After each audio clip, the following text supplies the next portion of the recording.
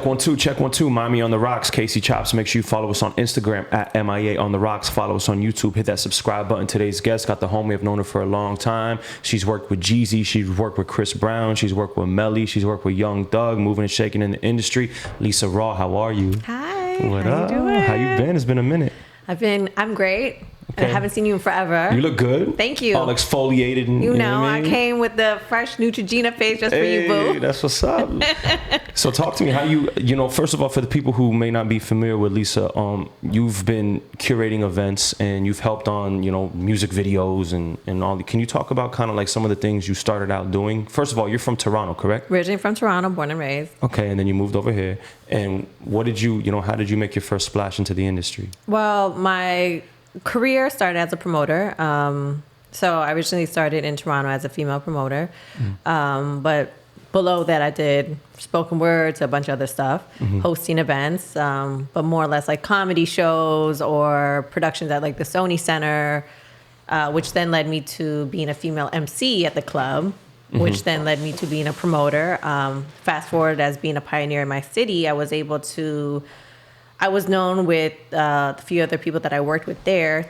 We were known as curating like the biggest, I guess he's like in the nightlife, like the urban hip hop industry. So we had a lot of artists would come down. And also my peers are a lot of these celebrities that are now in the Billboard charts. We all went to school together. Who's someone you went to school with? Well, you know, we just have a lot of friends that are friends Mutual of friends. friend, got you. Yeah. So from producers, artists, and so forth. So that led me to creating a portfolio and a good resume in my hometown, which then, as you know, like as a DJ or, you know, in promoters, the industry is pretty tight knit. So you know who's who in each city. So as that moved forward, I actually made a decision in 2015 to move to Miami, you know, because I felt I reached a ceiling in my hometown.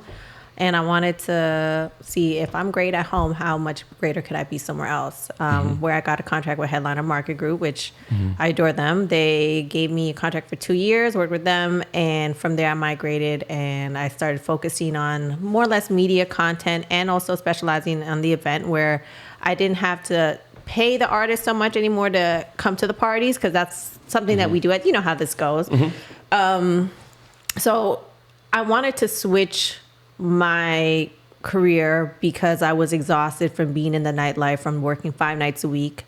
And then eventually when I moved here, it's working, you know, Story Thursday or Live on Sundays. Those are like drastic, hard work. I mean, talk about it, because a lot of people just think promoters and people in the industry behind the scenes are just there partying, getting fucked up with celebrities, but you don't realize how, you know, how stressful it is, like just dealing with people. Like I don't know if you saw recently, I've been watching Mike, shout out Mike Garner, who runs Headliner Market Group, Live on Sunday, some of the biggest parties in the city, and he's putting out content where he's wearing a microphone, like mic'd up and stuff, and he's talking to all Real these sounds. people, and you really get the behind the scenes of like what's going on, like how stressful it is, you know? Yeah. Mike, Musadik, Miss Nikki, Shaq, they're the reason for me getting established in Miami. So I owe a lot to them. But we would be in the office Monday through Friday, like regular business hours, and literally setting up the scheduling for what's coming up for these weeks. We'd have like DJ meetings. We would have anything that you could imagine of like road events, or, you know, trying to book whatever artist was going on tour, try to do the after parties with there. It's not just, you know, turn up, because we can't turn up. We have to be very militant and focused on, you know, what the night's going to entail. So you have not only talent, you have management, you have entourage, and you're dealing with everybody's personalities, egos. Everyone's their own celebrity in their own sense, you know. And then you got friends that be like, oh, or people that may know you or know you of X, Y, and Z, and they're like, get us in the club for free. Everyone wants to hook up. Everybody wants to hook up, but it's still a business. So, you know, I got accustomed to putting Red Bull in a glass of champagne. You know, it's like, cheers. Or you put your ice in champagne. Or you know what you got to do for the people who work in the industry that don't want to drink, because I DJ basically 6 nights a week. What I'll do is I'll sip on a beer. I have one beer in my hand literally the whole night, and then when someone wants to take a shot, I'll take a shot, and then I'll like sip the beer and spit it back in the beer, and I'm just walking around with like freaking back chug of like just like shots and shit in a beer bottle. But that's my secret. Well, we'll keep that. I think it's been revealed. Yeah. Anyway. Nonetheless, but yeah, that's how originally my portfolio started here. My resume in Miami, started working with Headliner Market Group. We did a lot of. I focused mainly on wanting to create a headliner TV. So you'll see a documentary coming out with them real soon, and they've been working on it for years, but it's finally done. Yeah. So that is exciting. But fast forward, I wanted to leave the nightlife, and instead of having to pay the artists or deal with that, I wanted them to hire me. And they had known me for years anyways, of making sure that they were comfortable or secured. And so it was an easy transition of going towards event planning, because I had all those relationships with the labels or talent or management. And I was able to employ other females, which I loved. And we created a lot of dope production. And from there, I was also able to manage a female director. And I was able to get my feet wet on it, because I noticed that event planning and video production is very similar. The only difference is just the verbiage. So in event planning, we have vendors. In video production, we have, like you have to have your gaffer, your DP, you have to have the lighting, all these things that are, specific, but you still have your PAs, and everyone is their own department, but it's very similar. Still connecting dots at the end of the day. Yeah. So as I was managing this female director, shout out to Des Gray, amazing, fire female video director. While I was on set handling all of like the paperwork and the business aspect, I was still kind of out of the blue on how the production really worked intel. And I've been on video production many years. I just didn't know the ins and out of it. So which kind of made me, after COVID took place, and how events completely stopped and our whole world shut down, it pushed me to be more interested in it and do my homework. So obviously, even though I'm her manager and I'm on set and I'm maybe EPing or closing the deals or bringing this talent with this, director, or, making things work, I was still unaware of the fine details. So, it just kind of made me more curious to do it. And I love it, because even when I look at my business card, I didn't really realize back then I used to have events and media. And now it's really like I've really focused on events or video production. Right. And I just love it. So a lot of my work has been that right now. So I was going to say, so COVID hits and everything in our industry gets shut down. And I feel like all of us had to kind of like pick up a new talent, like a new skill, a new thing. So was that for you? Like, what is something that you kind of like pivoted and like focused on during COVID, since we couldn't work really? I will say this. When COVID took place, I wasn't... I know everyone's going to be like, why did she say it? I don't believe in COVID. Oh, okay. It's all good. Yo, we are here to support whatever theories, and I'm not going to call them... believe it. Cool. I'm not going to call them conspiracy theories. I'm not going to call them... Because sometimes I believe that too. Some days I wake up and I believe something else. So, my beliefs change all the time. But like... Conspiracy realist. Yeah, okay. There it is. Okay, so we don't have to get into that. Right. But like, as far as just, what you pivoted to and what you focused on, like... I just started, at that point, I looked at it like, well, everybody was hibernated. I wanted to focus on things that meant value to me. So I started going back to things that used to make me happy as a child. And this was just something of, I feel as we become older, and as grown-ups, we're so indulged in our work, which is a great thing, because it is a passion, and I know you got to love what you do, and that's how it works. You start making money off of your love, your passion, but sometimes you also forget the things that made you innocent or made you inspired or created you at the end of the day. Really, you know what I mean? Exactly. So during 2020, I started focusing more on, writing and reading. And these were like I said, when I originally started my career, I was a big writer. I did a lot of spoken word, a lot of poetry. So I'm like, let me get back into writing, and I was reading like a menace. I can't even tell you how many books I read last year. It was just, and it was therapy to me, very therapeutic. But that's also helped me learn and be very open-minded to the video production world, where I felt, because it was new and I wasn't like the top dog. Like, I feel like in event planning, or when you think of me in Miami, they'll be like, oh, Lisa gets stuff done. Or Lisa, if you want a dope event, you go to Lisa. If you want to make sure, in event world, I have that title, and I'm very proud of that. But in video, I don't have that. So it made me very intrigued, and also like, I want to be competitive in this. I want this challenge. So that was kind of like my passion in 2020, where I was like, let me do that. Learn the video side, the ins and outs. Yeah, and the really... ins and out. And then, you know, just little minor stuff. Like I started playing steel pan again. Like I used to. Okay, oh, that's fire. Yeah. Damn, you should have brought that over here. I should did have. like a performance. I would have gave you a full pan Those play. things are therapeutic. So, and it seems like one of the people that you've gravitated to, and you've worked with, and you helped us roll out was Jeezy, right? I worked with Jeezy in the past, in regards to booking him for parties and hostings before. But you know, he had came to a New Year production that I did 2 years in a row. It was with Ciroc and Deleon, and 1 year with Duce. And we had like a bunch of, it was like Meek and Fab, and he came as like a guest, and he loved how the production was and how like I curated the stuff, the whole event.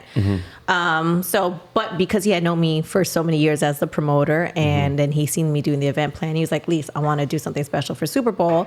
So I had went to Atlanta for Super Bowl. This is 2019, and literally shout out to Katya, Alex, shout out to Everton. This is Melly. Like, this was my team, and we took a whole U-Haul from Miami of all our production and furniture, and we did a full flip in 24 hours to create this Super Bowl Def Jam Jeezy brunch. Wow. And it was insane. That's crazy. Yeah, and a good friend of mine, which is completely on the blogs right now, Simon Gerbodia. But he actually let us use his restaurant, which was amazing, and we created this whole production for him there. So I've worked with Jeezy in regards to events, but and obviously event planning, but not in video world. Got you. Yeah. Got you. So I got Lisa Raw here. Plug your social media for everybody so they know where to follow you. MS Lisa Raw. RAW. Can't get it wrong. Lisa Raw. There it is. And you know, we got to address the elephant in the room. Yes. I had some issues happen to my family, one of my family members, in regards to, like, you know, sexual assault, and it's a topic near and dear to my heart because, you know, it's, you know, I grew up around women, and I've also grown up and seen the way men act who, you know, they obviously were not raised right, and with the same morals and principles as someone like me who grew up around women. So you put a post and said you were a victim of sexual assault. Right. And first of all, do you want to describe a little bit for the people that don't know and haven't seen that post? Like, was this like a nightlife thing that happened, or like, can you speak on that a little bit? Like without... Yeah. Well, first off, thank you for having me here to speak on this. And there's a few people that have reached out to me, and I've kind of, you know, just been very hesitant, but because we have known each other for years, so I want to thank you for reaching out. Most importantly, I appreciate our friendship because you have always been high key respectful. So I felt if I am going to have this conversation, I want to have it with someone that I feel knows me, but also is very, you know, you're aligned. So I wanted to share this, but also feel... Yeah, I have a quiet... You know what it is, but sorry to cut you off, but I tell my sister and I tell women this all the time. The most important quality to find in a man is a man with a quiet mind. A man who's not having things pull at him all the time, and he's just even keel and composed, you know? So very much. That's what I strive to be. So I appreciate that. Like that, you know, I appreciate that. And I thank you for being that person, because again, we live in a society where it's sometimes hard to have a conversation with a man, but I've known you for years, and from, you know, in work and outside of work, and you've always been a stand-up person. So again, appreciate that. Thank you. So how do I get into this? In the summer of 2020, I was working a production hired by a client to curate their birthday event, which was, you know, obviously during, this is COVID, we're not used, you know, we have been comfortable doing events in venues and, you know, in nightlife, or just we rent out spaces. But because of COVID, we had to start thinking outside the box, and a lot of production started happening, you know, at house parties now, or we're renting out Airbnbs. So not to get too much into it, but I was working a production where I had my vendors, and it was a full like 12-hour setup. And, you know, while I was working, I was drugged and raped. Is this a part in a party atmosphere, like at nighttime? Yes. Okay, so this is like a rented out Airbnb, kind of decked out to be like a club, and people are drinking, and it's a party, and Yeah, it's a party, but you know, I say this to say it's like, it wasn't like, I think you know me personally from a majority of my events, they're pretty, you know, I'd like to keep them as elegant as possible. Yeah. So I've always kept it themed or a certain level of dress code. Right.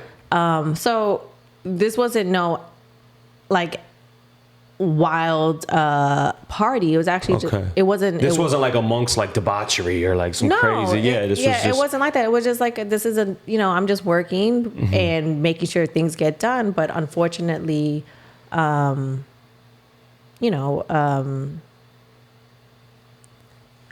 unfortunately, something occurred where I was. Right. Are you okay? So this, okay. Is this somebody that you knew? Was this a stranger? Was this? I guess it doesn't matter, right? Like, you know what this is kind of like? This reminds me of like when someone passes away and people are like, "Yo, what happened?"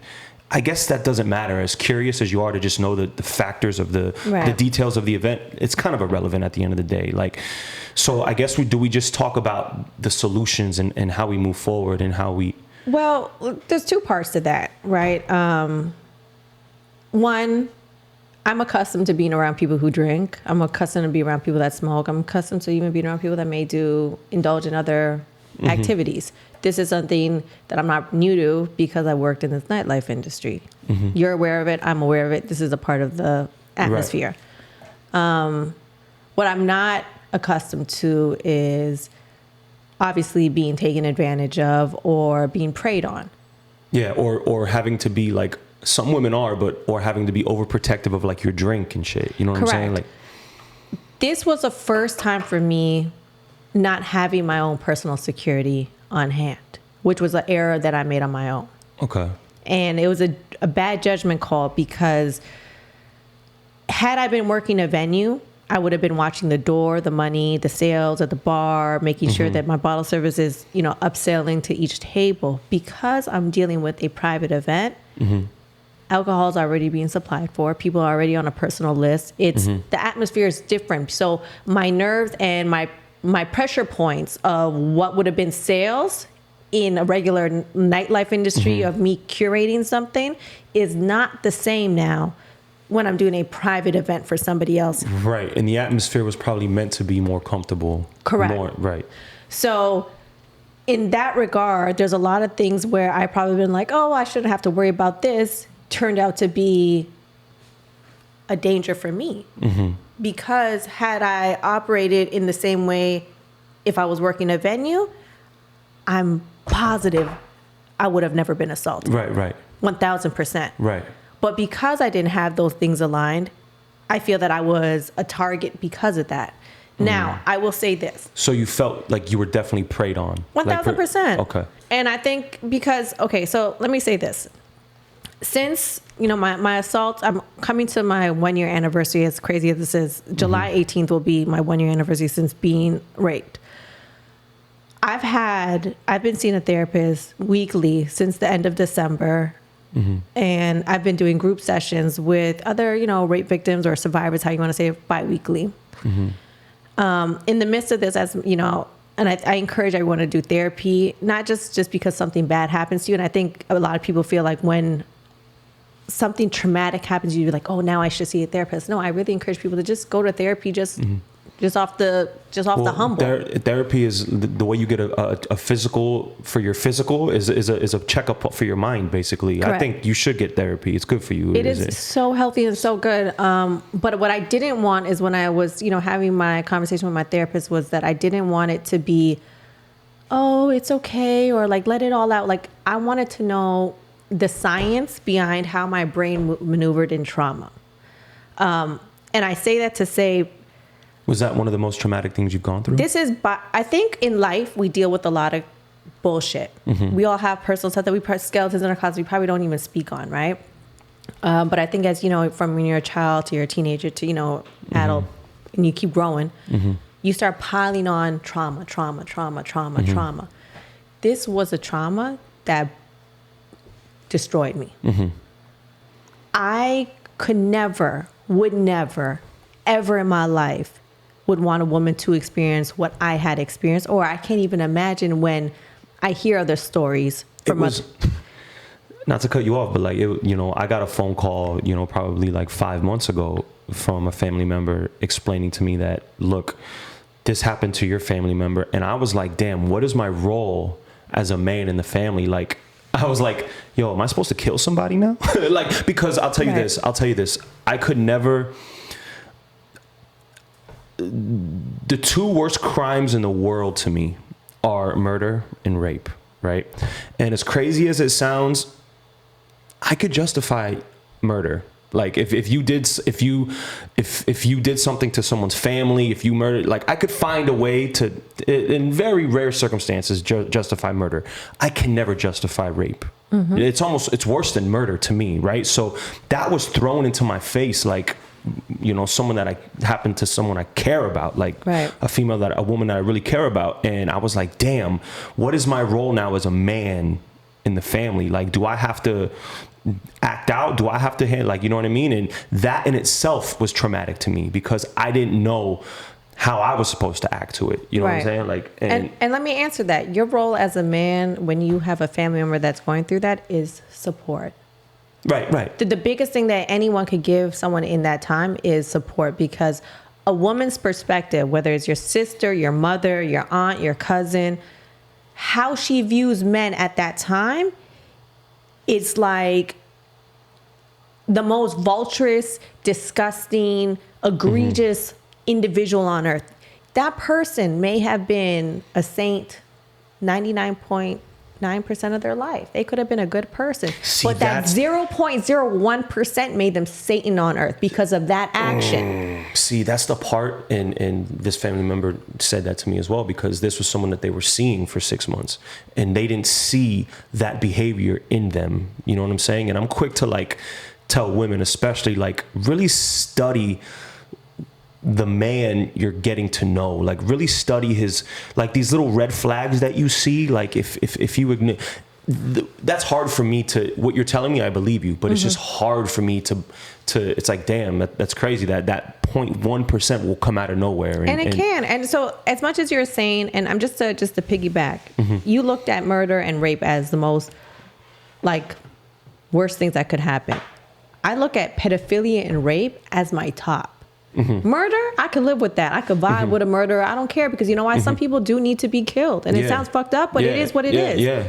I truly believe that. I agree with you. I'm not to say that I need to be God, but there are people that should not be on this earth. I agree with you. If you molest a child, you rape a child, you molest a woman, you rape a woman, you should be killed. You should be killed. Yeah. 100%. Matter of fact, you should be tortured and killed. Right. But let me throw this on here, coming from a man. If there has to be proof that if you are a proven rapist, if you are a proven pedophile, yes, you should be electric chair murdered, and it's a wrap for you.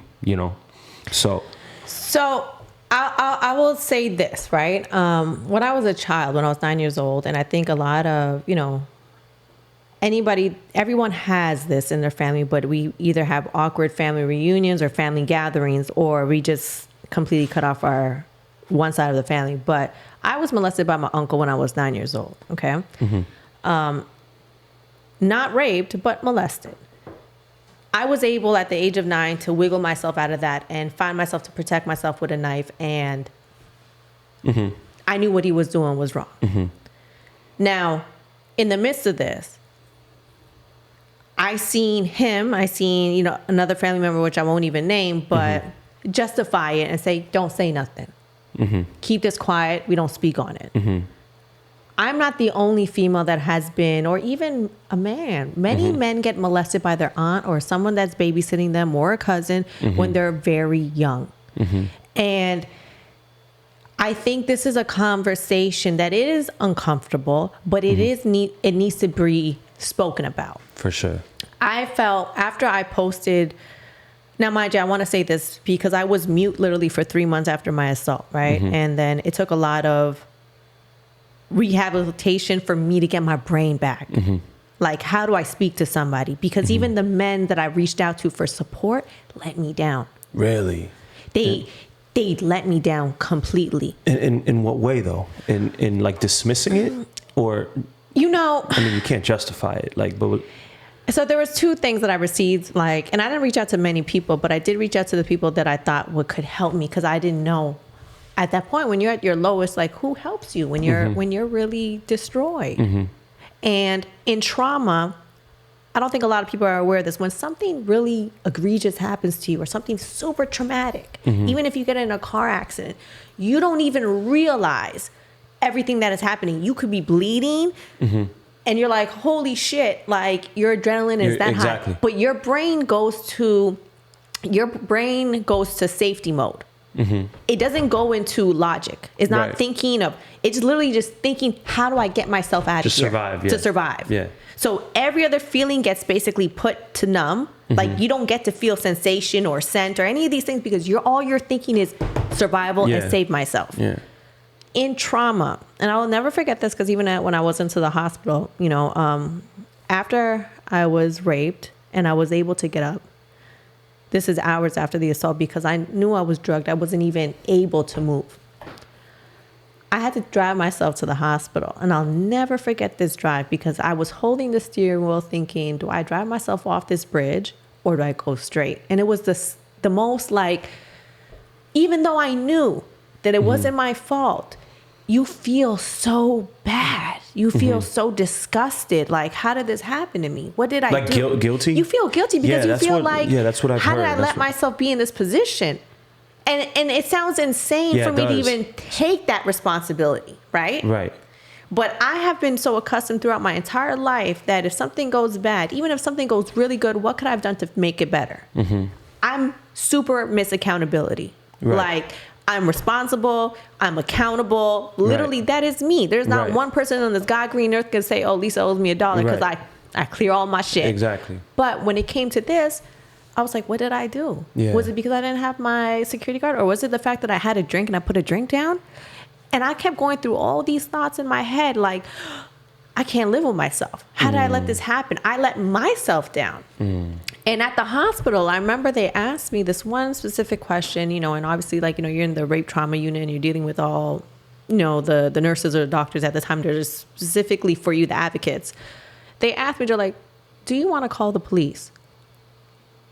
I had to make a logical decision in a moment that I couldn't even think. Like, not only I had to get stitches, but I couldn't even think. And I'm like, I kept thinking, I'm like, oh my God, if they contact the police right now, what's going to happen? And I don't know if we're going to edit this out, but I don't have my full American citizenship. So now you're worried about a bunch of irrelevant things. Irrelevant things. So all I kept thinking, I'm like, the same people that should help me, and I can't even make that decision. Maybe this is the people that are supposed to help me. I'm looking at all the things that I know that they haven't done to help me. And now if I report this rape, will I be deported? Right. And I'm thinking, and do you know how insane that is to think that? Yeah, that's because nuts. I don't have my final paperwork done. Yeah. Do you get what I mean? Yeah. And as much as, yes, I'm Canadian, and yes, I'm working in America, but it could be that simple of like, holy shit. Yeah. This could flip on me. Yeah, yeah. I can't even make that decision at that time, because not only do I don't have a guardian there, I don't have a friend there, I'm by myself. Yeah. And I say that, like, a lot of people who are in trauma get asked questions that I think are very unfair at the time. Number one, I agree. I think physicians or advocates or whatever should make the logical decision of like, hey, maybe if a woman is assaulted, if she's beat up, or a child, or any of these things, yes, the police should be right then and there. I felt like the hospital did drop the ball on me, 1,000%. Second part, I think, because I've experienced this, I think there should be, if you get a cut in your hand, you break your elbow, whatever you could imagine, you get some type of injury, you are required to go back for a follow-up to see how your bone is healing or to remove your stitches. There is no follow-up for rape victims. Do you know how insane that is? Yeah. Picture, and I know this is probably so hard to do, But imagine the closest person, and I know you because you've told this to me, but the closest person to you that you love dearly is held against their will and raped. Their body is in trauma. I can't express to you what they're going through mentally and emotionally. That is a whole different level of trauma that you feel is broken. Your spirit is broken. Why don't you have a follow-up? Do you know how many women after rape commit suicide? Not just women, men too, because men like a physical, because you have the mental trauma and you have the physical trauma. Correct. So I'm sure they're gonna set you up with a follow up mentally to go see a therapist. They don't. They send you back home. They literally do a rape kit on you. Ask you, do you want to talk to the police? You want us to report it? Right. Matter of fact, if we want to do your blood work to see what's in your system, whether it's drugs or that requires toxicology report, and that has to go through the police. And we can't give you the result unless you talk to the police. You're supposed to make a logical decision when you're so fucking destroyed. Mind you, I was drugged. I want to put that out there. Picture you trying to make a logical decision when you had a couple drinks. That doesn't even make any sense. You know how crazy it would be if you had a couple drinks and you're out with your friends tonight and nothing bad happened, but a girl that you liked or you thought was cool to you, and then she went into your pocket and took your card, your debit card, or hey, let's go to the ATM. And then she started taking out money. You would feel violated. You would feel robbed, and you would feel like, oh shit, like I didn't even really realize because I had a couple of drinks. I need people to understand when someone is raped and something egregious happens to them, they cannot logically process anything. And I feel like you got to give you got to give someone 24. Like you got to make sure first of all that their vitals are fine and they're like gonna survive. Number one, and number two, you just give them time. You have to give them time. There should be the medical system and the healthcare, and I noticed this since obviously the health system in Canada compared to the United States is completely different, but there needs to be a complete shift in the medical field here when it comes to dealing with rape trauma victims on how you follow up with them afterwards. It needs to be a mandatory checkup. So is it more they just let you loose and you figure it out? You figure it out on your own. You're off to the wilderness. Do you know how retarded someone is after that? Especially, and I need you to keep in mind, I don't have family here. Okay? I have a couple of great friends, but no one wants to really have this conversation when you're like, this is not something you want to be like, hey, by the way, this is not a joyful thing. That is the darkest feeling and tunnel that you could be in. But thank God, to the peers that I did have, and even though I had certain male parties there that I felt were close to me that completely let me down and they did not support me, and I'm not saying, hey, go kill somebody, but let me hold your hand and listen, if you're scared to go to the police, we're gonna go report this. Matter of fact, I may want to kill them, but we're not. Let's get this handled the right way. That level of support is so necessary. And I know because we have this presumption that I feel men also feel like helpless when they love someone. They're like, what do I do? Am I supposed to beat this person up? I'm supposed to kill them? I get it. Like, I understand that, because the same way if I had any close friend or a child of mine or whatever the case is and you hurt them, I want to physically attack. But sometimes the support that somebody needs is not just a physical thing. They need actual support. And the support could be conversation. Let me help you. Let me take you there. If something bad, nothing bad's going to happen to you because I'm here for you now. You're not by yourself. That's all it takes. And I think because people are so weary and the conversation somewhat sounds taboo, right? To talk about assault. We drop the ball as a society and by not being there for one another. And specifically, I feel when it comes to dealing with rape victims, we have to be very aware that they cannot think properly. So every conversation that they do have, it needs to be of assistance. Literally, needs to be of an assistance. So what do you, I mean, okay, for you moving forward, how do you change the way you move? Because I'm sure when trauma happens, a lot of people, they do complete 180s. And I don't know, are you traumatized from nightlife in general? Are you looking at men a different way now? What did those traumas turn you into like that? Well, a couple things. My assault happened when I was working. So the one thing that I've loved so much in my life has been event planning, doing parties and promotions. And I never imagined that something like that could happen while I'm working, let alone even happen to me. I think when you think of rape, you think about when you're walking to your car, or if you're like late night jogging. You think of someone jumping out of the bush or something like attacking you. Yeah. You don't think that you could be comfortable. And 90% of rape happens in settings where women are around people that she thinks she's safe with. And that's just the truth. 1 out of 4 women are rape victims. Matter of fact, there's probably, the percentage is really higher than that. It could be like 3 or 4, like really probably 3 out of 4. But because women are so scared to come forward with their cases, it's not like you can't take there's no stats for it. But that's, with that being said, I was turned off from events because I'm like, how did this thing that I love so much be the same thing that I now despise and hate? Because it's like, I started going down a rabbit hole. I'm like, what if someone got assaulted in my stuff? What if a female had too much to drink and she was, like too intoxicated to even acknowledge something? Who knows? So that's what led me to doing, focusing on video production, because I felt it was safer for me. Now hindsight 2020, I honestly feel like if I was an animal in the jungle or wherever like if I was an animal, I'd probably be a tiger. And I feel that I got injured.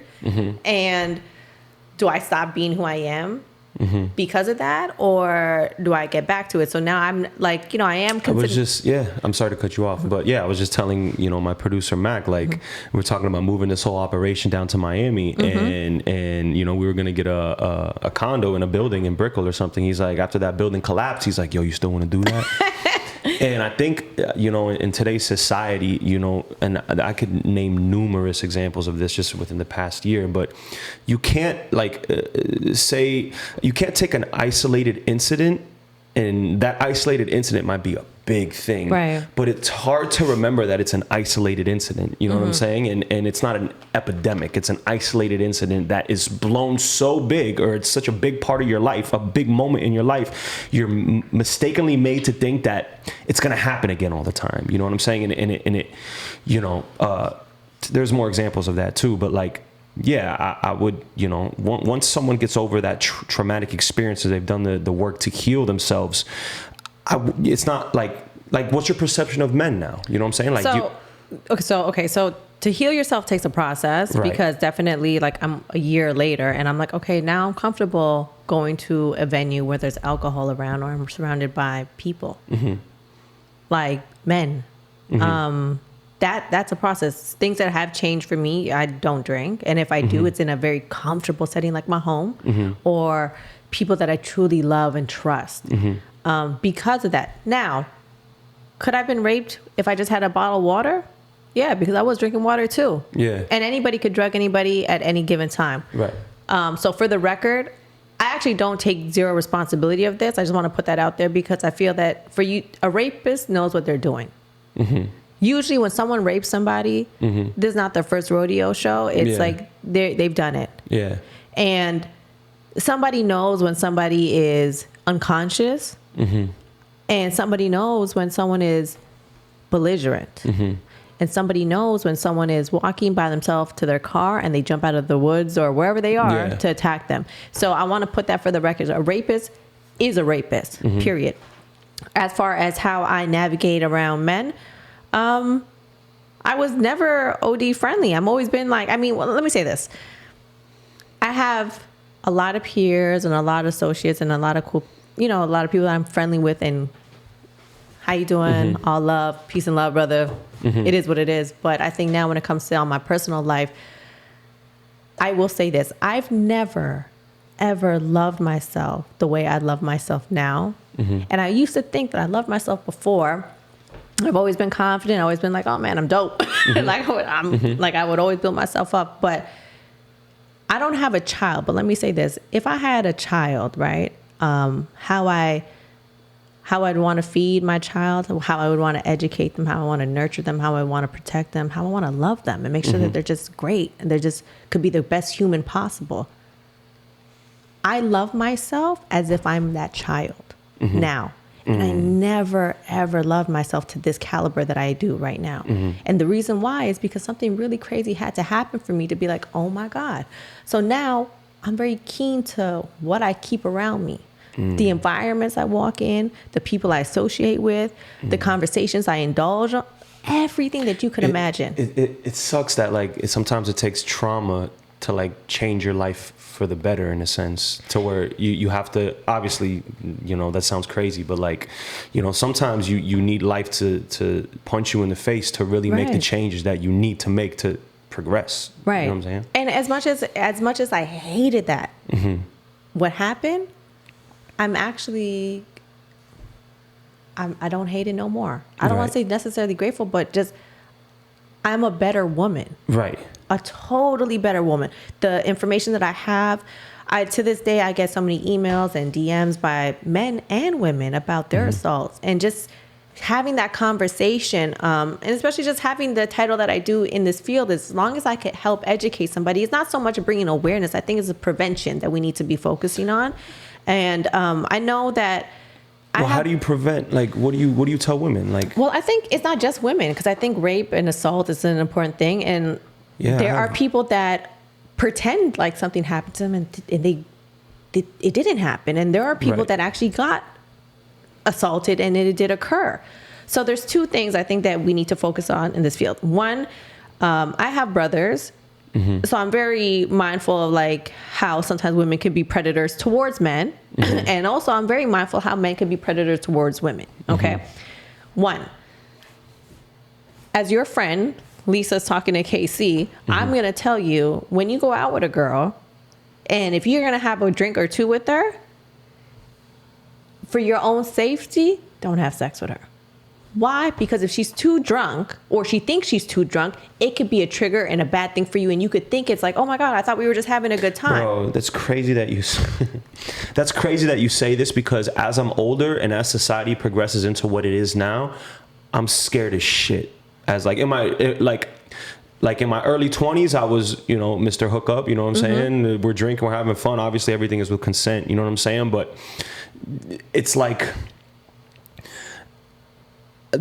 being falsely accused of something that you didn't do scares the shit out of me. So I already move like that, where I don't just take anyone home. Like, you know, I don't take a stranger, like tourists. I don't take tourists home that are in town, drink, like, you know, because you scorn a woman, should, like, there's no, what's the saying, hell had no fury like a woman scorned. Like, yo, like that, she can make up anything, and obviously this is, you know, this is a separate topic to what your issue, your topic is, you know what I'm saying? But it that scares the shit out of me. No, it's like, aligned, and it's very much aligned, and it should, but in the sense of being aware. So I think men being, to prevent something from happening, there's a responsibility on two ends here, right? One, I don't think anybody should be. It's almost like I want to get an app, like sign the app. Correct. Sign the consent. Like, it sounds nuts, but bro. But you have to, because there are people out there that are looking to sometimes just for a come up, to just say some X, Y, and Z happened. And there's some women that actually really got hurt, or men that got really hurt, and their voices go unheard because there's other people that are just trying to. Right. Is that people want to come up at the end of the day, and people don't want to work for the come up anymore. They want it the easiest way possible. And unfortunately, you know, people are just trying to take the quick, short way out of everything. And if they can come up off falsely accusing someone of something, then they're going to do it, you know, because morals takes a backseat to this. You know that's the thing. In society, we have completely changed our moralities. Like, I move off of loyalty and morality. That's it. My principles in life are morals, laws, and I just keep it to that. I don't even move off of happiness. I'll be honest with you. I move off of laws and moralities. Okay. My conscience. That's how I move. Safety for women. I don't care if you think this is your friend. Be careful. Yeah. Be very, very careful, because anything could change. I've had unless this is somebody you truly trust, like you're at their house and vice versa, I don't suggest, you have to just be very cautious and aware, because there are predators and anything is possible. So the prevention, I think the education on preventing, or drinking, or being in environments that could be, you know, triggers or things that you may not know, you have to be aware of it. I think right now society has shifted so much because we're so open with sexuality, and hypersexual. And I think women find it like, oh, it's liberating to be on OnlyFans. I'm not a fan of it. I'm sorry. I'm not a fan of the OnlyFans. I'm not a fan of like this whole like, it's not me. I'm a woman that, hey, I'm a wife. You respect yourself. I respect myself. I'm a Muslim woman. Your body is sacred. Like it's not for show. It's not. It's like, not. Yeah. And I love fashion. Don't get it twisted. I adore fashion. I'm all about the fashion pieces. Trust me. If you know me, you know I'm a show out. But I still have a level of respect for myself. Most importantly, I feel the title as a woman. I feel like I'm a god. I really feel I'm a goddess. So why would I, as a goddess, be? Because for a couple dollars? Yeah. I mean, that's what women are having to decide now. Their morality or a couple dollars. And if that... Women took the biggest L in 2020. If showing their boobs are going to get them a flight to Tulum or get them... And they don't have to work a 9 to 5 and bust their ass making $10 an hour to get that. And they could do it off a titty pic real quick. Like... 90% of women are going to choose that route, you know? Like I said, I'm not going to knock the hustle. It is what it is. But I'm a type of woman, hey, listen, you want this cooked meal, you want a functioning home, you want things aligned and structured. To live in a sanctuary, yeah. I'm that woman, but I'm definitely not that other woman. So the conversations that I have where the men that approach me are men of that status. Like I don't get, a couple oddballs will try to hit me up that are like, oh no, baby, we're not even on the mental wavelength. But the men that I feel that I have no judgment towards men because I truly believe in my heart, I'm such a good woman. Matter of fact, I'm a great woman that great men approach me. Right. So I don't have animosity. All I can say is that there are certain people I just don't associate with because I feel like, nah, we're not on the same frequency. Yeah. That's all. Yeah. So, but what do you say to women though? Like advice on like how to move, like when you're out and about and you're amongst men and you're amongst drinking, and are there certain signs? In retrospect, were there signs that you saw within this individual that you should have been mindful of that you didn't notice at the time, or you know? I mean, I could get into that as like then that would just me going down the rabbit hole. But just what would you for women? The only thing I would say for females is have a friend that you actually think like. Feel in your heart and spirit is your real friend, that's going to make sure that you guys leave together. Okay. That if you guys came there together, you leave together. Like when I grew up, yo, you threw hands on my friend, I don't care if she winning, I'm jumping in. Yeah. That's just it. We ride together, we gonna leave together. Yeah. Like shit, if my friend's taking an L, I'm taking an L with her because you're not about to double her. Like it's just not happening. Women don't.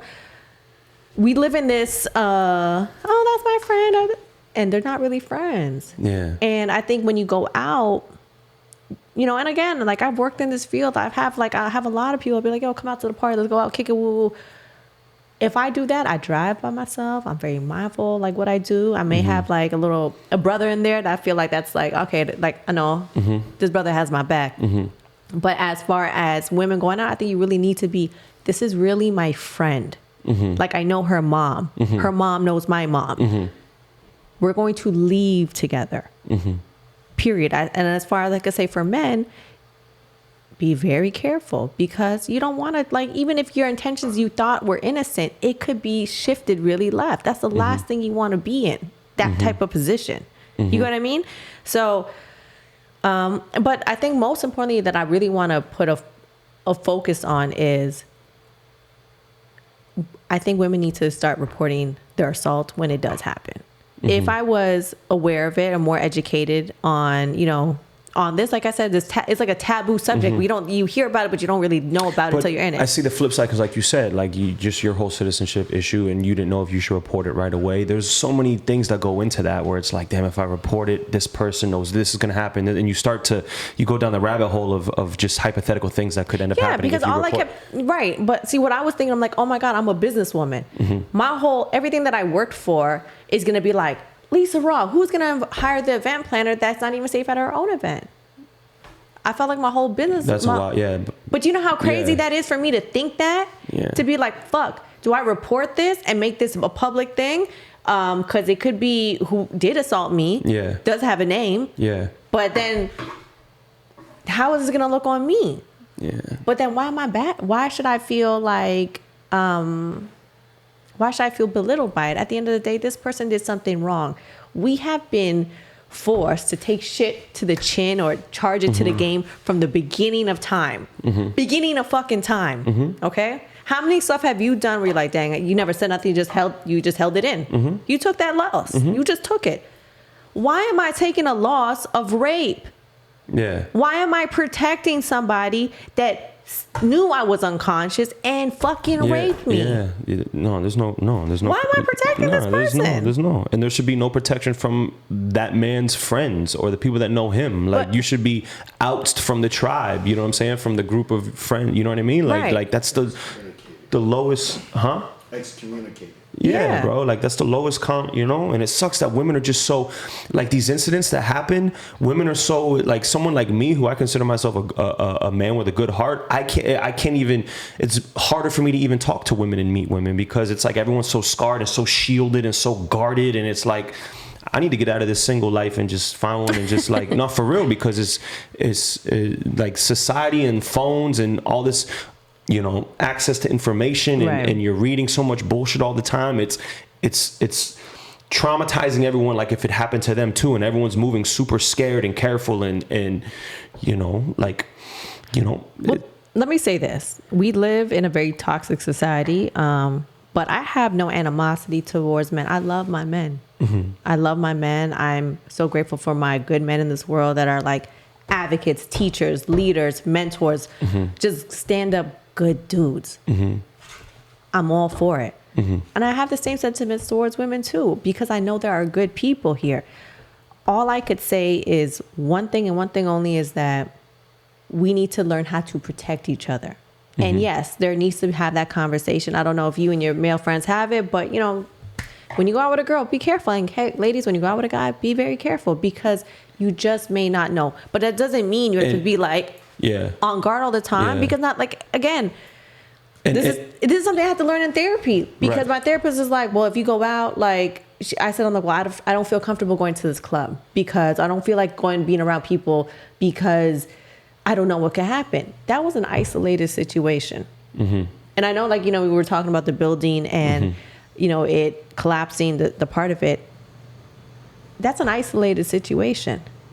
I know we have these things, or we look at it and we're like, wow, well, that could happen to me. And you're right, it can.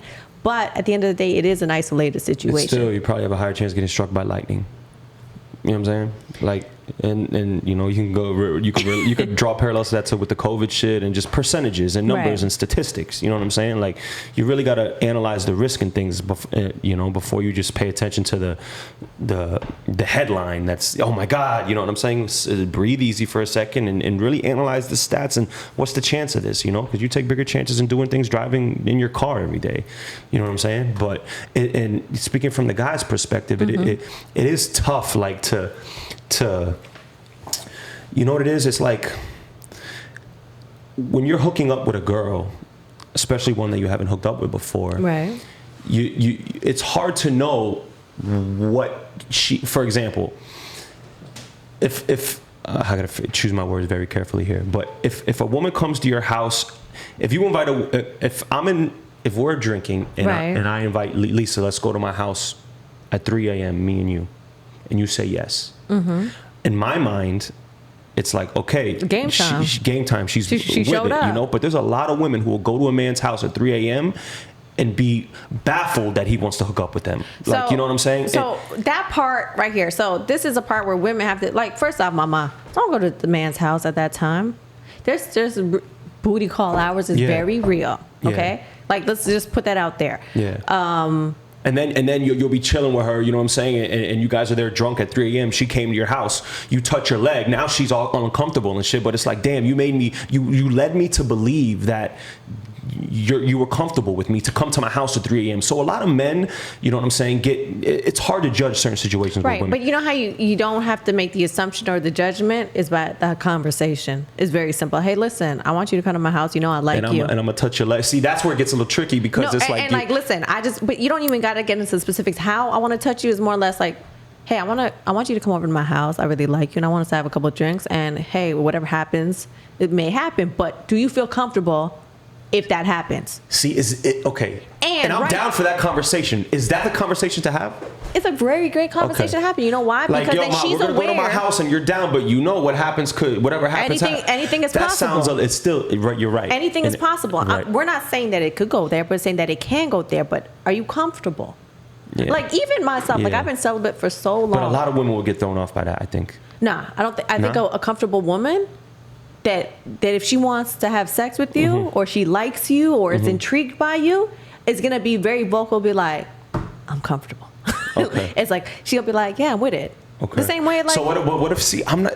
You know why? Because if a man asked me that, I've been like, yeah, baby, let's go. Okay, but see, I'm more like, see, to have a direct conversation with, like, for example, I'm gonna be like, you want to come to 3 a.m. You're down for that? She's like, yeah. Like, I'll probably say something like, well, you know, I'm trouble, and then she'll probably be like, well, I'm trouble too. Boom. Okay, let's go. You know what I'm saying? But like to have the direct, it sounds too like we're signing a contract. So you know what happens? You know, if something goes down, you know, you're down to sign this. That sounds so crazy to me. But that's almost like the climate we're in right now. But I think if you're gonna be messaging somebody at 3 a.m., I'm assuming you probably hung with them throughout the daytime or before 3 a.m. Lisa, a lot of these girls are not. I've had women come to my crib at 3 a.m. after the club, like, as the first time. Yeah, like, yo, at the club, like, yo. Okay. And no, but I'd probably have, you know, half, like, you know, it's almost like I'm down. I have to let them make the first move because it's like, it's too risky. It's too, because you touch her leg or something and she's like put off, and we're here at 3 a.m. in my house and shit with my lights all red and shit. Like, what? Like yo, like, what was about to, like, you thought we were gonna like watch TV, Netflix and shit with a stranger? Like, you know, meanwhile, like, they're walking into Casey's red light district. Yeah. But that's scary. I'm telling you, that's one of my biggest fears. I get it, but you know what? You should be like, hey, mama, I got some trauma. And they'll be like, well, what happened to you? Yeah. Well, this happened. Okay. Like, just let it, like, I think it's a great thing to have a conversation. Like, even now, like I said, I've been celibate for a very long time. And I just started to, you know, get back into, I guess, open to dating and so forth. But now I have conversation and be like, are you okay? I'm asking men this. Like, are you comfortable? They're like looking at me like, what? I'm like, well, I just want to know, because I've never had that. I've never been this comfortable with discussing sex. Like, I've been very comfortable with having sex. Comfortable with discussing comfortability, you know? Like, right. Like, that's not something that should be discussed. That's something that intuitively should be sensed. You know what I'm saying? Like, right, correct. But I think it's so important, like, elevating, to have a conversation. Like, when was the last time you had a conversation with your partner or whoever you've been intimate with about, like, what makes them feel good? And not just, like, in the bedroom, but just, like, what makes them feel good? Like, right. Because sex is not just, okay, the... Right. Sex, No, of course. like, you know, there's, like, the passion, it's the intimacy, there's so many layers to getting to sex. Right. And I think we don't have that conversation. A lot of that comes from reading the other person. A lot of that comes from reading body language. You know what I'm saying? Like, it's like, I don't know. It's like with music today. I always say, like, you know, back in the days when you wanted to say something nasty in music or whatever, there are exceptions, but for the most part, artists and rappers would imply it. They would say like some sideways shit instead of saying, I'm gonna do that, I'm gonna fuck you from the back. You know what I'm saying? Now that's the climate we're in with music. Correct. You know what I'm saying? But it's like that with sex with me and getting to know somebody in the art of seducing someone. You don't talk straight up. You look for context clues and you look for body language and you know, if someone's touching you, you're like, okay, then this is the body language she's giving me, and it's more of like a tennis back and forth of you know, I don't know where I'm trying to go with this. No, but it's like, really foreplay. Yeah. But it's like reading, I don't know, just certain things. Like you're saying, it has to be discussed, and you're right. We're at the time where it has to be like, I think when you're we're gonna have sex now. Are you giving me the okay? Yes, I am. And it kills it though. No, it doesn't need to be that formal. What I'm saying to you, as we are much older than we once were, and we are wiser. Let's forget the age part. We are more wise. So I think being wiser, you have a responsibility of also just being knowledgeable, like who you intimate with. I don't see you sleeping with a woman that's like a complete dub. I'm gonna be honest with you. I feel like any woman that Casey's probably going to be with is going to be a very fire, dope female, intelligent woman that she's going to be very comfortable to have the conversation about whatever it may be. You know what I mean? So like you have to analyze your past, the past partners that you had, and maybe the past people you gave attention to, and to the women now or men or whatever. You know, I know you're straight, but I'm saying to your present and what you attract, and those people that you happen to attract, I guarantee you are going to be very comfortable having a conversation about sex or whatever the case is. Right. Yeah.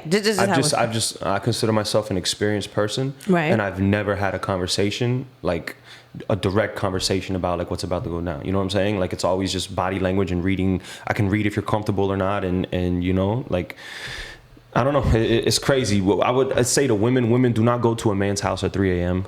Definitely not. One-on-one if you do not plan on, you know, hooking up with him. Like that, don't do that. Well, let me ask you: Are you in a relationship? No. Why not? Because I'm spinning this question on him. I put my standards super high, and my single life is very fun, and I fell in love with my solidarity and the way I do things. So, you know, I've thought about this. Like I've never lived with a woman before, like for an extended period of time, and I've just cultivated, and you know, I don't know. No one makes me want to like give it up, like give up and that's another thing. That's what keeps me in the gym. That's what keeps me healthy. That's what keeps me hustling is the fact that I haven't met my soulmate yet, you know? So I don't know, like I'm open to it. I'm super open to it now. But so you believe in soulmates? Yeah, 100%. Have you like been in love? Parent, when I was young, like 18 to 22, like, but everyone, I can't say if that was love or puppy love or because everyone had that in their first relationship, you know what I'm saying? So, but that could have been love. And I even wonder if my soulmate came across the table, if I would even know, because I've just been conditioned with everything is sex on my phone. Everything is, I don't know if I'm lusting you or loving you or, you know what I'm saying? Like it's in Miami and just what I do. It's just so complicated. Like it's tough. Well, I think a majority of relationships do start off with lust, but love does exist, and I do believe there are soulmates. I think you have to go through your probably a few scattered ones and figure it out. But let me say this, right?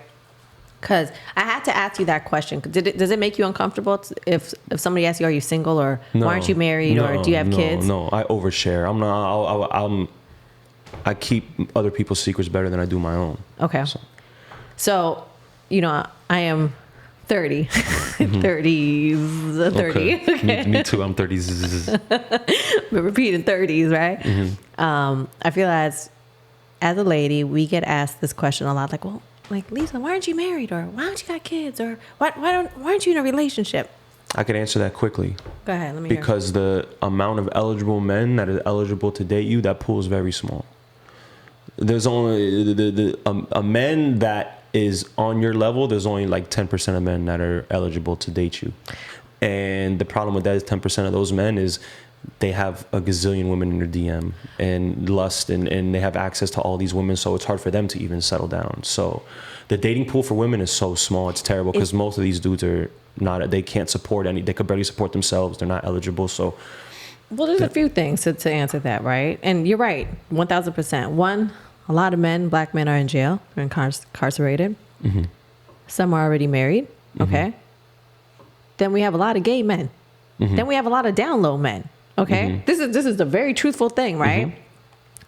The pool of men keeps decreasing. Then we have men that now say that they're women. Like this is true, right? Yeah. So there's an attack on masculinity right now. Completely. And this is why I'm so pro, like, as much as I am a rape victim or a survivor or whatever, and this has happened, I love men and I love a strong man. I feel the men are the leaders of everything that we do. I am a woman. I'm great at being a woman. I'm soft. I'm tender. I'm going to cook your food, and guess what? I'm going to be a great wife and all these great things. I will be the mother of your children. Matter of fact, I'll be a phenomenal stepmom. Okay. Oh damn! This is how I'm much about to be there too. Right. Open to the stepdad shit. So, but there is an attack on men, and with that being said, are the pool of men, of intelligent men or men that are still ambitious, it's very small. We're in a small pocket, right? But this is the best thing I could say, because I've met a lot of great men in my life, men that I've been in love with. And even there's someone I thought I might have been the love of my life, a soulmate, right? But I look at it because I'm a businesswoman. So let me say this. If I put $100,000 on the table right now in front of you, right?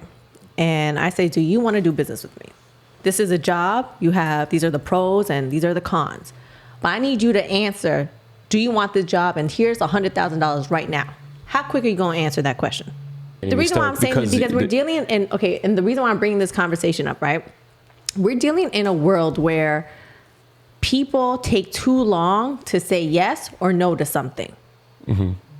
We feel that we have the most amount of time in the world for everything. If a business proposition is in front of you and you know you want to do business with this person, it's going to be a fast yes or a fast no. It's one or the other. I'm calculated.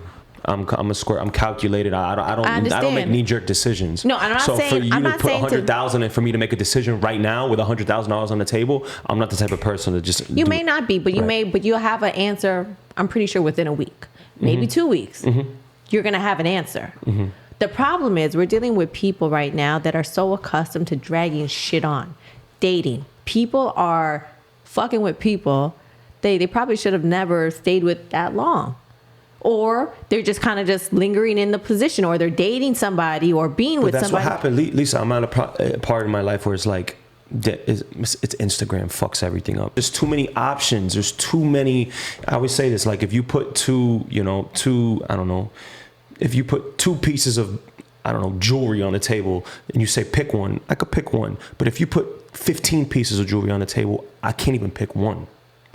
It's just, selection is hard. And when the man knows that he's a man with his own everything and is about to buy a crib by himself and can support a woman financially and be a provider, he knows that he has the advantage, so he can even play the game more, like and live the bachelor life will come to him easier, which is happening now. So and I think those men don't want to be in relationships. Like, I think when someone wants to be in a relationship based off of intentions. And that's why I keep saying it's a conversation. Like, I don't date anyone who doesn't have the intentions of marriage. Matter of fact, there's nothing wrong with just having fun or like getting to know somebody and going out to eat dinner, whatever you want to do. But I think to say like to be in a relationship with someone, does that person really want to be in a relationship? Do they have intentions for marriage? Matter of fact, and I say this because I'm a type of person, I would change my last name to this person's last name, and I don't even need to go to goddamn City Hall, because my love and my union is not a piece of paper. It's me and this man. For sure. I agree. That's our love is. My issue is I'm so truthful and I'm not a liar, and I've never cheated in my life, and I live by one rule. Deception is the only felony, is the only wrong thing you can do, right? Is be deceptive. So I'm brutally honest. So my issue is that I have a conflict within myself to where I would love to find my soulmate, but I also battle with myself to where I don't think I could be with one person my whole life. And that's fine, but I think that's a conversation that you have with the person you actually fucking like. Right, but how do you and it's crazy. I can show you kind of this happened yesterday, but how do you have a conversation with someone and you tell them, "Hey, let's get to know each other, but there's a timestamp on this, like it's going to end." Life is a series of moments, and moments pass. I think I don't think anybody should give anyone more than a year and a half of their time. I think we grew up watching Disney, and these women grew up watching Disney, and it gave a false sense of like the fairy tale. I love fairy tales. I am a queen fairy tales. I love them. I'm a realist, and it just doesn't exist. And it doesn't. And guess what? I might cut some of this out, but like my parents have been together for 30 years, right. And I wish they weren't together, because they're staying together because they made a promise to each other. But they're not meant for each other anymore. Time passed. They're not together. They still like different things. They're like roommates now. And I tell them every day, you guys should separate and live your lives. You're at the end of your life, the end portion of your life. You guys want to do two separate things, do them and get the most out of life. But because you made that promise that you're going to stick together forever, even though it's clearly you're not meant to be together at this time. It was great at the time. You guys had chemistry, right. But nothing lasts forever. And we're trying to convince women that that this fairy tale love exists, where I think we're just in in a time of information and realization. So when people think of marriage, now mind you, I'm not married, but I've seen marriage happen amongst my peers. We think that how you're in this lusting moment. I'm sure you've been with someone, you're like, oh my God, this is the greatest sex I ever had. And you're like so far gone, but you're actually in the lust pocket. I agree. Okay. Once you come out of that and you get to really know the person, you're like, oh, I really love this person. Or, you know, they got some flaws, but I don't give a shit. Like, I really love this person. As time goes on, maybe spend more time. You're like, nah, I have some deal breakers. There's no difference between that and when I say in a very long-term committed relationship. At the end of the day, let me say this. Whoever I have a child with will always be my friend. Will always be my friend because he was able to give me the greatest gift I couldn't give myself, which is a child. I could not make a baby without this man in my life. But as time goes on, if for whatever reason we fall out of love with one another, that's fine because that's life. I have to be able to be mature enough and comfortable and aware enough that everybody changes. I change. I am not the same woman I was last year. Matter of fact, I'm happy that I'm a better woman. But I know as time and I evolve, I'm either going to be sharper or wiser or maybe lazier in some things that I may not have been like more active than I once was. That's okay. Shit is never going to be the same. The only forever. constant is change. Correct. So I think in relationships, whether it's in a long-term relationship, dating or marriage or whatever it is, mother, child, like however you want to say it, things are going to change, but people need to be comfortable to have that conversation. If the man I'm with says, hey, listen, I want to get some more ass, I'll be like, you know what, baby? As long as that ass is not another man's ass. See, and lust is being thrown at, and the thing is, what now is lust is being thrown at men 24/7. So it's very difficult. It's very, very difficult. Instagram is straight lust. Every woman is selling sex. Well, we're in a world we're women look. Like I'm for women. The freedom of women as far as dress how you want. You know what I'm saying? Do whatever you want.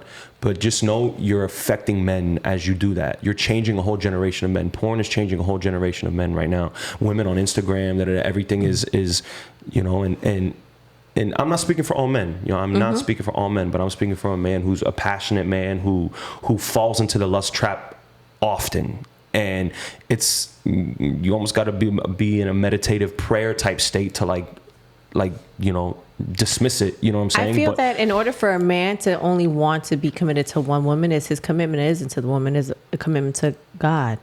Like the only men I've seen loyal, I'll be honest, are like very. I agree with you 1,000%, and that's what my mom pushes on me all the time. The only thing that's going to keep a couple together is faith, and I agree with that. Like I've only seen men that are like Islamic men that their first and last is Allah, and then they have their wife and they protect and guide their wife most definitely. But the reason why they may not cheat or step out is because of their Islamic beliefs. And see, although in Islam we can have up to 4 wives, but I say that to say, in order for a man's loyalty to be dedicated to one woman, and again, I think this is a conversation. I'm happy that we're actually having this conversation because I could only have a child up to a certain age, right? So I have my what do you call this? Biological clock. My biological clock or my baby fever, right? Up to maybe if I'm 35, 36, or maybe 40, my clock, that's when it's like, okay, now I can't have a baby no more, right? Men can produce all the time. Right. Matter of fact, did you know that you have, because I was watching this documentary on this, but every day you have 150,000 sperm in your balls. Yeah, sperm is cheap. Something crazy like sperm is cheap. Sperm is cheap. Right. And I don't know what the specific numbers, but it's something of like in the thousands of how much nut is in you. So when I'm saying that to say it is scientifically not a part of your genetics to not be curious, or you're more sexual. Men are way more sexual. They are way more sexual than women. That is the honest truth. So your level of wanting to want, or your curiosity. And and to take it a step further, we're visually sexual. We're visually, like we all we need is a visual.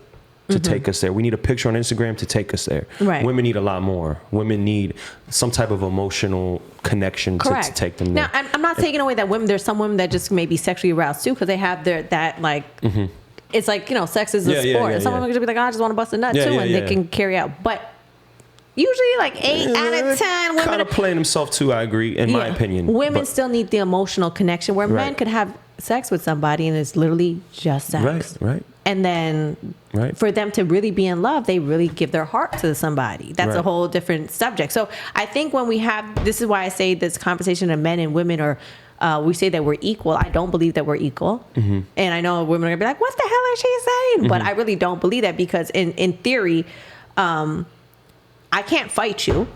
I can't beat you in an arm wrestle. Okay. Matter of fact, you're taller than me. There's everything, like, we're completely opposite in that sense, right? Now, I may love you more, but guess what? If somebody came to attack me, I'm sure you're going to stand in front and defend me, and probably take that bullet, take whatever needs to happen to make sure I'm sheltered and protected. Yeah, maybe not a bullet. I don't know, but I'll get stabbed on the side. Something on the side, but in that regard, is women and men are completely different on how we process and think. Because again, even if you bring it back to rape, if a woman's seen a man unconscious, I'm sure she's not going to try to jerk off his dick and try to like swap. You know what I'm saying? Yeah. Now, if a man sees a woman unconscious, that probably is like, oh shit, well, she's fine. Yeah. Oh my God. This is my time. That's a scum. I'm waiting for some wild shit. Like, it never happens in front of me, whether it's a woman getting attacked or some wild shit, assault on women. Like, it never happens in front of me to where I see it and I could do something. Like, I'm waiting for that day to happen. Like, nah, I mean, I think I just, But I'm sorry to cut you off, but I wanted to go back to like how we were talking about faith and like religion, which was so cool to me, because when you brought that up with the whole Islam thing, it made me remember DJ Khaled. And then do you remember that Instagram video when he was on IG Live and he went on a phone call and it was a chick twerking in front of him, like on the live, as soon as he answered the phone. And the first thing he did was like, no, I can't look. Like, it's part of his religion to like I wish I could do that. You know what I'm saying? Like, be able to like have the strength to be like, nah, 99% of men can't do that. You know what I'm saying? But it's his religion and it's his faith that like controls him, which is a good thing. Islam is a way of life. We are about peace, justice, and freedom. And I think once women and men see that, understand that this is their true way of living and the principles and laws in life, the whole structure would change. Now, I'm not Christian, so I can't speak on Christianity, right? Like, I'm not going to go into that. But what I will say, you need to have principles and discipline. Everybody needs to have that, even in work that you do. You have to make sure you're on time. When you do your set, how you close out your set, you have to be disciplined to watch the people, how you grab the mic and host. There's a level of discipline that you must have. We need to learn to have that for ourselves. You cannot be good at what you do unless you know how to manage yourself. Right. And most men, and some of this might get cut out, but most men don't have the discipline. They don't have it. We're just in nature. We're like, I've always said this, and I might cut this out because this is completely politically correct, but I feel comfortable enough to discuss it with you. In Islam, and by the way, I'm not religious. Like, for the most part, I'm Christian, but like I take certain things from different religions and make my own religion out of it. But I could like, what is it called in Islam when like women have to be covered? When we cover ourselves in Islam, just for the record, it's we're doing that to like, we're saving ourselves for our husband. Like, they could my point. Our beauty is for our loved one, when we get home, he sees my hair. Right. Like, but exactly. So that's saved for him. It's saved for him. So us in the Western civilization in this country and shit, we would look at that like, and me, I could always see both ends to it. Like, I could see, we look at that and we think negative. Why is a woman forced to be covered up? But then I'm like, I agree. But then I could also see the flip side. Like, I try to think, why is that important to them? And I see that it's probably better for family. It's probably better for, like, there's positives in it because you don't have to deal with the 99% of men who are not disciplined, because just 90% of men are lustful in that sense. So cover up women, and now that lustfulness is gone. Like, you don't have to deal with that in society. You know, Right. am I interpreting that wrong? No, you're not. I think the Eastern and Western civilization is completely different. Like, our principles back home to what society is here, it's completely different. Like, one's over Right. here, one's over here. Now, I think it's insane, you know, and just it's funny that you say this because we're discussing the hijab, right? When a woman used to, like, you know, there's times I wear my hijab and there's times I don't wear my hijab. Mm-hmm. But I know when this would be a conversation at home, like, you know, when I was younger, when you wear your hijab, you need to be careful because people are going to act like this when you wear this. Okay? They're going to treat you a certain way. Okay? In 2020, we had this insane disease or whatever virus, quote unquote. Everyone's like, wear a mask, cover your face, cover your face. But when women were wearing hijabs and they covered their face, it was like, why is she wearing that? What is she doing that? So I thought it was so insane where It's a double standard. it was a crazy. double standard where it was like, we've been wearing, you know, covering our faces Yeah. and our hair for years. Yeah. And then we, you know, in this society, this Eastern society, this Western society, we've been shunned on like, oh, they're a terrorist. And now if we don't wear this mask, now we're the bad guy. But mind you, we've been covering our faces for years. Yeah. So, Do you think? Do you? Before you do that, I just want one misconception in your Yeah. Islamic based faith. Wearing your hijab is not a source of ire; it's a source of pride. it's a prideful thing. It's completely pride. It's honory. It's nothing. We don't look at it when we wear our hijab, when we wear anything in our garments, we feel godly. It's Right. not. Yeah. It's not like This- we don't look at it like a bad thing. We Yeah. feel clean. We're like, this is home. Over here, because, you know, I'm just curious, and like over there, and like over here, this is the most free women have ever been, but Right. it's also the most unhappy women have ever been. But women are unhappy because they're chasing this false sense of reality. It doesn't matter. That's why if you look how many children are kidnapped and sold, or like, this is a real Yeah. thing. Yeah. You know, like women being raped is a real Yeah. thing. It doesn't matter whether you're wearing your garments or not. There are bad people on Right. this earth. Right. So, but the reason even why, if we do cover ourselves, is just also it's a level of protection, and also a level of like, we're happy when we wear it. We don't feel bad when we do. And again, I'm not judging any woman who doesn't wear it or a woman that does. All I could say is, I think the principles that humans have right now are very misaligned. I agree. That's all it is. Like, because you said women are chasing a false sense of reality.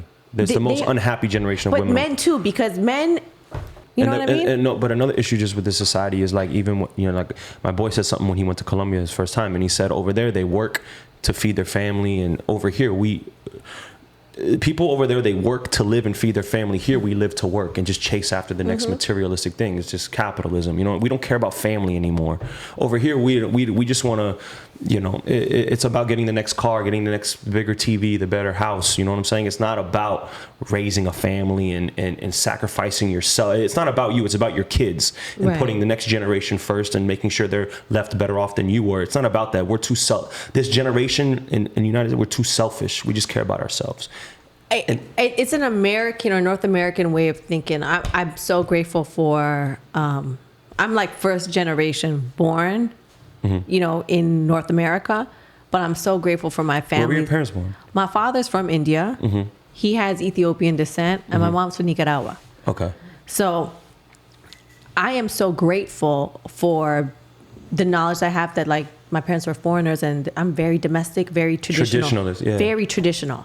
Like, I couldn't even do my homework without cooking and cleaning first. Matter of fact, I'd get my ass beat if I didn't do my house stuff first. I almost don't want to date a girl that was born here. I'll be honest with No, you. and it's not about that. Even if she is born here, the thing is Because she probably doesn't have the traditional values. Like, and that's where I'm misaligned when, like, so someone says to me, they're like, well, why aren't you dating, or why aren't you whatever? I'm very traditional. Very traditional. So, and I think that's beautiful. It's so, sometimes when I meet someone, I'm like, oh, you're not like that. I'm like, yeah. it's just not going to work. And it's okay. I just know that, like, I need a man that's a Muslim man. Yeah. And even if he's not Muslim, at least he's very in tune and aware. He might have to be a Rastafarian or something like that, but he is very Spiritual. much, he's very grounded and educated and such an intelligent man. You get what I'm saying? We are not tradition. Americans' tradition here is microwavable, fast, sex, money. Just get money. Yeah, and there's nothing wrong, like I said, having nice things. Like, I love nice stuff. I like to have a nice bag. I like to have nice shoes and all these stuff. But my point is, all this nice things means nothing without family. Exactly, 100%. So that's why when you date, the question is, and then when I say this to men or to women, is, are you dating with intentions to be with this person, to actually have a family with them? Because if you aren't, you're wasting your time. You're wasting your time. Which is why it's like, you know the answer. Pretty much. Right. I'll tell you about that. I'm waiting to date with intention, dog. I'm not gonna just date someone I'm kind of just like about. Like, I gotta be 100%. Like, but you have to have those things defined before you have them. Like, I have them defined, and I know as soon as I find her, I'm gonna move fast, and I hope that doesn't put her off. No, and because it's gonna go fast. Like, it's gonna go like, yo, move in right away. Like, get ready. Like, the next 8 years of your life, you're about to be pregnant. Like, yeah, I'm sorry. Like, I hate to have to be like this. Like, you don't gotta pay a bill. You don't gotta do nothing. Just turn my house into a sanctuary. Have it smelling good. Have it looking good. You know what I mean? And just promise me you go to the gym, and that's all you have to do. That's literally all you have to do. And if you want to work, you could work. If you want to work, you could work. As long as you're not coming home stressed and having to deal with fucking the pressures of life. Because I don't think women should have to deal with the pressures of being out in the workforce, trying to get money and shit. Like, but women are out there not because they love what they do. They're out there because they were told never to depend on a man. And that's a problem. See, okay, so listen, I love that you say this, and I guarantee you, your lady, she's out there. Oh, she's gonna. I feel it. It's soon. There's like, I seen this thing where I forgot who it was, but he was speaking, but they were giving a conversation on relationships, and they're like, they've met a lot of good women, but they haven't met the right woman. That's me. So I've met a lot of good men, a lot of great men, but the right man, I ain't tripping. I know it's gonna happen. Like, but I say this to say, it's the principles of intentions. Mm-hmm. Like, there's certain laws in life you just don't break. Mm-hmm. You get what I'm saying? Like, and I think that's a frequency that certain people have to be on. Mm-hmm. And my sister, you know, rest in peace to Jonathan, but when my sister was 16, she fell in love with her sweet, like, it was like her high school sweetheart, and she was 16, and I couldn't believe that someone could fall in love. Like, literally, they probably seen each other, and like a week later, they were head over heels, and they stayed together for years up until, he had passed away when he was 21. Mm-hmm. And it made me think of maybe God fast forward their love at in a short period of time, because mm-hmm. he knew that he wasn't going to be on earth. And mm-hmm. I truly believe that sometimes we meet our soulmates, and you have to be wise enough, aware enough to know that they are your soulmate, or just take a leap of faith in it. Mm-hmm. We scare ourselves because of fear. We're like, oh my God, well, this is right. Does this make sense? Just do it. Yeah. Really just go for it. And even if like you meet a girl that you like, and there's nothing wrong going to dinner or having some good, that's what I said. I'm like, I'm not restricting myself if I want to go have a nice meal with a man. I got to stop getting turned off so easily though. But it's the intentions. Because it's like when you go out with somebody, you can pick their brain and say, hey, so do you plan on having a family? Like, these are just, and this is real conversation. Like, how's your family? Like, I mean, there's nothing wrong with doing that. Even if you get turned off, I get turned off mad easy too. It'll be one thing. I'll be like, ugh. Why you chew like that? Like, yo, you really chewing your steak like that? Like, what's your biggest pet peeve in a woman? Matt, give me your 3 pet peeves. 3. I know you. Peeves? 3 pet peeves. 1 is a woman who is not exceptionally literate. Like, you have to be able to really type correctly and write and be educated in a sense. You got to be a writer. Wow, this guy's always in Colombia, Dominican, everywhere, like trying to get your international love on. You got some nerve. Yeah, I know. I mean, you could be literate in a different language. That's fine. But as long as you could speak properly, like, and you could. Another pet peeve. So pet peeve number 1 is dating a female that is illiterate. Yeah. Okay. Pet peeve number 2. I mean, I don't date women with like wild plastic surgery. Okay. Like, if you got a BBL, I won't fuck with you. Really? Yeah. Or if you have a kid, I won't fuck with you. That is the first. I don't date baby mamas. Dang. Yeah, like, I'm super, this is the thing, I'm super, like, my bar is super high. Damn, what's another pet, like a pet peeve? Like, your third pet peeve. A pet peeve is like an action that they do, right? Not like a quality that they have. No, same thing. like a turn off? Is that the same thing? Turn off. A woman who does. Okay, another top 3 was a woman who doesn't go to the gym. I won't date a woman who doesn't have a gym regimen. Okay, so they're not active. So one being illiterate, 2 being plastic surgery, 3 if they're not physically active. Yeah, and I guess all those things fall under the one umbrella of discipline. A woman who's disciplined. Got it. Like if a woman who's disciplined, she's going to be in the gym. A woman who's disciplined is not going to take shortcuts and try to get surgeries and shit. Now there's exceptions and shit after you have a baby and shit like that. Like, you know, but like for the most part, I like to see a woman who like is disciplined to put in work, to know things are not going to come easy and to not want to take shortcuts. That's, you know. Right. Because then I know that's going to translate into our relationship and other parts of, you know, because I said this the other day, like I had like an epiphany. It was like, for me to be with someone long term, we would have to have we would have to be building something. Like whether we open a joint bank account and we got to get this bank account to 20K and by the end of the year, where we have to have like a common goal together. Like I have to feel like we're a team. Like you're my teammate. We can't just be going to dinners and fucking. Like that's been like the past 10 flings in my life. You know what I'm saying? It's got to be something beyond that. More like what substance. are we working toward? Like, you know what I'm saying? Like, but what are your pet peeves? My pet peeves in men. All right. Intelligence. If they are not like, I could deal with someone that could probably make some grammatical error, but is he intelligent? And I mean like. See, it's relative though, right? Like what is intelligent? Like what is. Intelligent, like is he well versed? Does he read a book? When's the last time you read a book? Okay, so if a man, you go on a date and a man says he hasn't read a book in years, or even dismisses it like, oh, read a book, like that's a red flag. It's a flag for me because he's not, he doesn't want to elevate his brain. You know what? I'm gonna steal that pet peeve. I like that. A woman who hasn't read a book. That's a turn off for me too. It actually kind of, it makes me be like, dang, because I read a lot, and I'm not saying that everyone has their own, but does that mean you want to learn? Because every day we're learning. Right. I'm a student of life. I love to learn. I like to absorb information. So to me, it's like if you don't want to learn or you don't want like, it's like, you know, if we have time to do this. Yeah.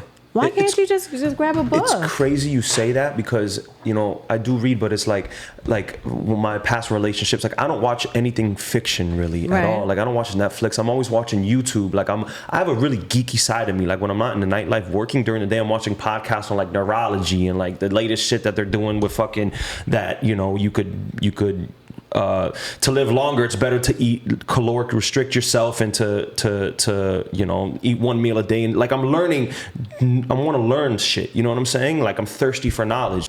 Intelligence in regards to education. Like I need a man. Bless you. I like a man that reads. Second pet peeve, what he eats. Like. Damn, see, a girl who drinks soda turns me off. That's crazy you say that. But so not necessarily. Okay, so you're like, Ma, you're in the drive-thru at Wendy's. Ew, like we are not meant to be together, yo. Now Wendy's hit it sometimes. The French fries. You're right. No, I'm talking that shit. So crazy ain't shit right now. No, but I be wondering. Sometimes. Like, there's things that I ate when I was younger. I was like, you would think I was a dumpster truck. Like, I would eat crazy, like, crazy fucking shit. So I think now, just a little bit more mindful of, like, are they just, like, their way of taking care of themselves. Because I think the health, wellness is such an important part of my life that I love to see a man that cares about his well-being, falls under discipline. Yeah, the discipline and of, like, eating well and the structure of that. Like, the health part. My father passed away because he had, mind you, my dad had 3 heart attacks, right? Very active man, but he ate like OD, had a lot of oil, and he had diabetes, like a lot of oily, greasy foods. Processed meats and microwaves and shit like that. All kinds of like, you know, but anywho, so my dad, when he had these surgeries, heart attacks, posted, you know, he was doing these things to get himself back together. So he was super like, you need to be vegetarian half of the year. I was like, why? And he would make me become a vegetarian for half of the year. Like literally it was like a thing to do. And I never understood it, but I'm very grateful for that because as an adult, I'm like, oh dang, like I know how to clean my diet. So I think that part of eating and taking care of yourself is important. It's not necessarily does this person go to the gym, it's just more like, do they eat? Like, are they aware of what's going on in their body? Third most important part is Your pet peeve. my pet peeve would be, I don't know if this is necessarily a pet peeve, but I think a man not knowing that he's a god and not understanding his role. But I don't know if that's considered a pet peeve, but that's something that I specifically look You might for. have to word that differently. So, A man who understands that this shit is bigger than just him. no, a man that doesn't know his worth. If this makes sense. Hold on. How do I say this? Like, men are so... I feel men are gods. Like, if they knew the right... If they were a true king, they would be... How they behave, how they speak, how they carry themselves is a different structure. I don't have to tell a man how to be a man. You get what I'm saying? Because he's a man. That's a man knows how to be a man. He knows how to protect, guide. He is tradition. I feel if I cannot be attracted to someone that does not understand that value and principle of being a king. So that's like a pet peeve to me. I don't know how I would structure that. Yeah, What's- I mean, Most people call that narcissistic, but men did build this world. Right. And it sounds crazy. People misuse the word misogynistic all the time, but men did build this world. We do have this place in this world as the builders. Correct. You have to be that person that can build something for yourself and for other people. Yeah. Now, and not knowing that, you always look like what a normal person or a millennial person would call a beta male, because they don't know that we built the world. And, you said something earlier about black men, and I wanted to ask you a little bit about that. But black men also have to understand we are the kings of this world. We are the pharaohs. We were Right. those people. Jesus didn't have hair like a long white dude. He had hair of sheep's wool. It's Word. different like that. Correct. So with that being said, it's like I feel like one is the education part. Like, is he knowledgeable to read? Two, what was my second one? His eating, like what he puts in his system. Whether that's drinking or eating pork or any of those things. Kind of like, does he smoke cigarettes? Health. Third part is him knowing his role and place in society in regards to like I guess, does he have a purpose? Does he have a purpose? But like, to me, it's like, I cannot date a man that doesn't understand that his value. Like, I want to feel protected by the man I'm with. I want to feel like I don't have to worry because my man is that man. And it has you nothing gotta be to do. careful, because a man who knows his value, it could be for the wrong reasons too, and This he is wants not to be controlling and wants to be. So richness is not. I'm not talking about the financial part. This is not nothing to do with the money. This is talking about a spiritual level. Okay. This is an intelligent level. This is a higher frequency level. Okay. This is like innate in you, second nature. I'm not talking about money here. Okay. I've that all the things that I mentioned has zero to do with money. But a man that understands his king, his worth, will achieve all of those. You get what I'm saying? Because if you know that you're like, I value myself as a woman, I carry myself a certain way, I speak a certain way, and guess what? And I demand and command it because it happens for me, because this is how I carry myself. A man that understands his self like that, I don't gotta worry about him making money.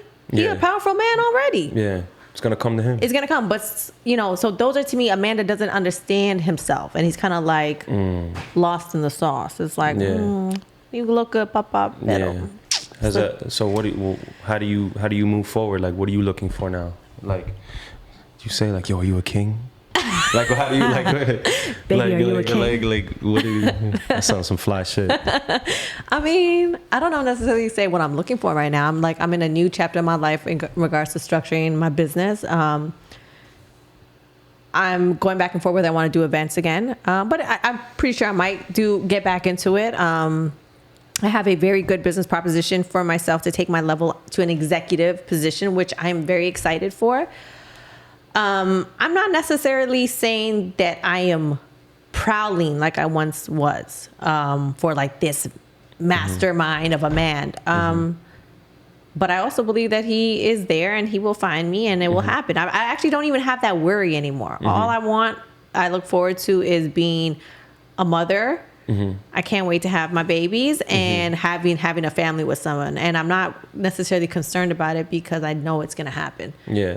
So I don't want to say I'm looking for it, but I'm like, I don't know I'm on the same vibe. I'm ready to have babies, but I just don't know I always say I'm almost more ready to be a father than I am to be a husband, which is a problem. Really? Yeah. Why? Like, I might do some fly shit and just like adopt and be a single father. Oh no. But oh no. Yo, how fly would that be, yo? But yeah, it's tough. It's tough. It's very tough. I look forward to being a mother, having my man rub my belly, feed me, and eat all this goddamn food as much as I want. That'll be fire. It'll be so fire. Yeah. I can't wait. But you know. How do you choose? You could choose, KC. You could choose. No, all the chicks I've been trying to get at, like it's crazy how life works. Like all the women that I could see you for me. They either got boyfriends or like they you know they're not giving me rhythm, like sometimes, you know what I'm saying. And then I got a gazillion that want me, but I just don't see them being the one. You know what I'm saying? Sometimes the love of your life is with somebody else. You might just have to snatch it. Damn, is that a fact? It is. I've been trying to think of like little slick shit I could say to these girls that got boyfriends. Like, I think. Listen, what can I say? If you really like somebody, go for it. I don't care if they with somebody. How do you break someone up though? How do you say like, yo, you ready to level up? Like, how do I say, you know? I mean, it's not necessarily you breaking it up. It was meant to be. But Lisa, plug your social media. Let everybody know where they can follow you. My social media is MS Lisa Raw. You can find me there, or you could just email me at info@lisaraw.com. I am just happy and grateful and full of abundance. This is a good talk. This is a productive talk. You know? It's a healthy talk. Yeah. I appreciate you coming through. No, thank you for having me. There it is, guys. Mind me on the rocks. Bomb.